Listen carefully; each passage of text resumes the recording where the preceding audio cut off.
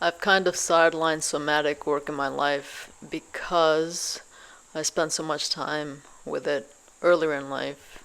I did a lot of yoga, was constantly tapping into my own body, and that was before awakening.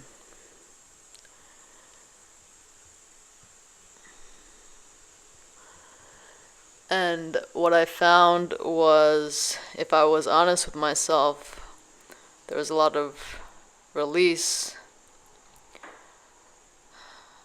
softening, but then if I released and softened in one part of my body, then there'd be tension elsewhere. It felt like just moving things around, and there was no permanent change until awakening. And awakening came with insight, with kind of being broken down.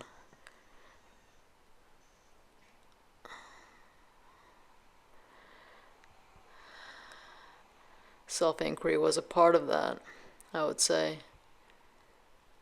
It really is all about identity and the softening and breaking of identification that allowed the body to be free.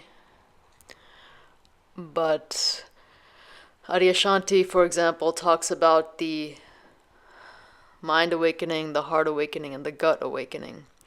And I do notice that when I get bound up again, it's always in passing, but when I get bound up again, there's always an element of the gut in there. Like the spirit, the mind, whatever that is, to speak about it in more concrete terms,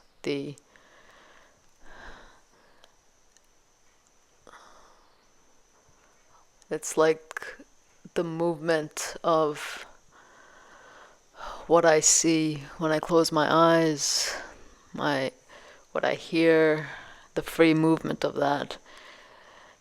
It feels very distinctly impeded by tension in the gut, by worry. It's old, chronic fear, new fears, new worries. It's not that intense, but it's present and it binds. Really a lot like those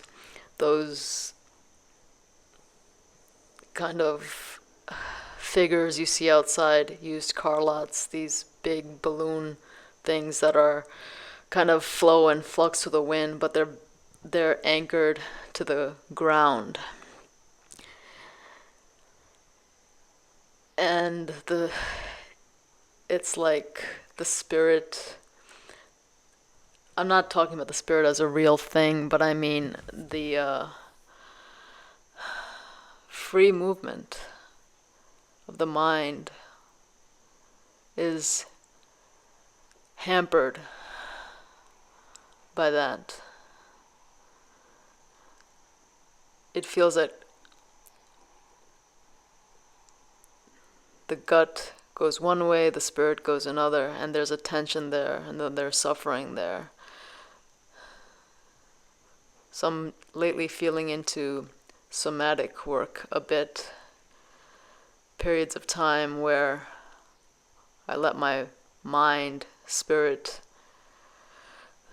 free fall. And as I let that happen, I watch my gut, the muscles in them tightly. I watch them closely, and as I feel the subtle tensions that arise, I soften them.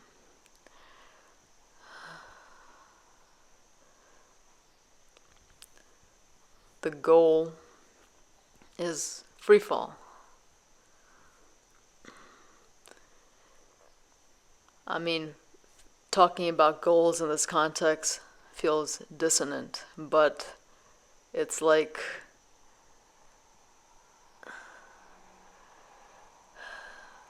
suffering is seen so much more clearly than it used to be seen.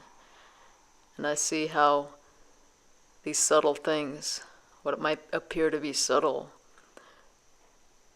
are obstacles to freedom.